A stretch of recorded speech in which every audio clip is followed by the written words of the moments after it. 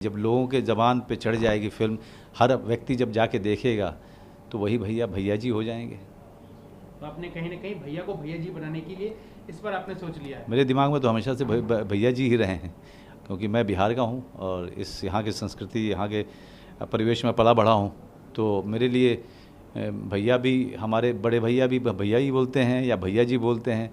किसी को ज़्यादा सम्मान देना होता है तो मेरे लिए वो कोई अंतर उसमें दिखता नहीं है। थोड़ा फिल्म के बैकग्राउंड के बारे में बताइए। ये बड़े भाई की कहानी है। बड़े भाई, एक सौतेला बड़ा भाई जिसने अपने पिता को वचन दिया था कि वो अपने सौतेली माँ और सौतेले भाई की एक बाप की तरीके से उनकी देखभाल करेगा और वो किसी भी गैर कानूनी काम में नहीं जाएगा जिसमें वो लिप्त रहता था।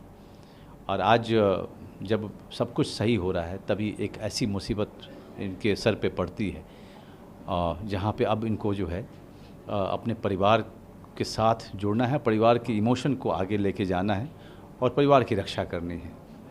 ये जो फिल्म का ट्रेलर हमने देखा उसमें जो पहले एक ज़माने में आता था, आज से अगर बात की जाए 10 साल 20 साल पहले, जब वो मार धार वो म्यूजिक तो कुछ इस टाइप का लगा, तो मतलब क्या दिमाग में था जब ये बनाने से? जी, हमारे तो दिमाग में यही था। मेरे लिए तो ये था कि हम सब के लिए ये ट्रिब्यूट है 70 के दशक को। 70 के दशक में जो मेन स्ट्रीम की फिल्में बनती थी उसमें नायक अमूमन छोटे शहर गाँव से आता था और वहाँ की परंपरा वहाँ के जड़ से जुड़ी हुई कहानी होती थी। भले ही वो लार्जर देन लाइफ होती थी, उनके एक्शन बड़े लार्जर देन लाइफ होते थे। अब बताइए, और या फिर नीचे के तबके के लोगों की बात होती थी, नायक वो होता था। धीरे धीरे चीज़ें हम गांव और छोटा शहर हमारे मेन स्ट्रीम के बड़ी फिल्मों से गायब होने लगे।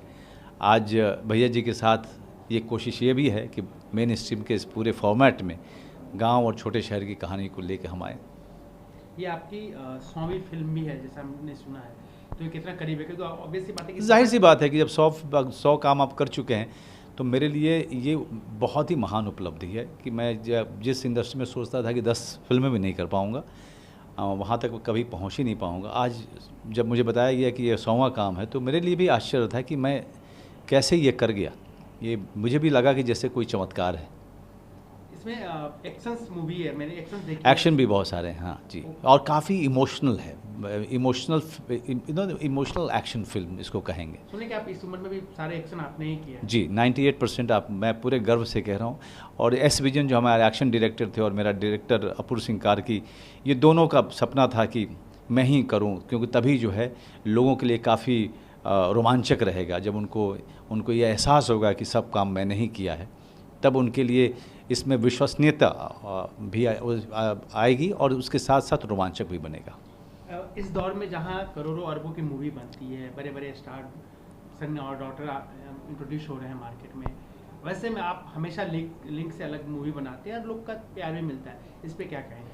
जी, देखिए, मैंने हमेशा एक अभिनेता का, खालिस अभिनेता का रास्ता चुना और ज़्यादातर काम वही किए मैंने मेन स्ट्रीम कमर्शियल फिल्म जो है सिर्फ जिसे कहें सत्यमेव जयते, बागी 2 और अब यही 3 फिल्में ज़्यादातर, मतलब अमूमन यही सब फिल्में मैंने की हैं। बहुत ज़्यादातर फिल्में मैंने मिडिल ऑफ द रोड या इंडिपेंडेंट फिल्में मैंने की हैं और जिसको लेकर के मेरा बहुत गर्व है, क्योंकि उन्होंने मुझे एक अभिनेता के तौर पे उस इंडस्ट्री में स्थापित किया।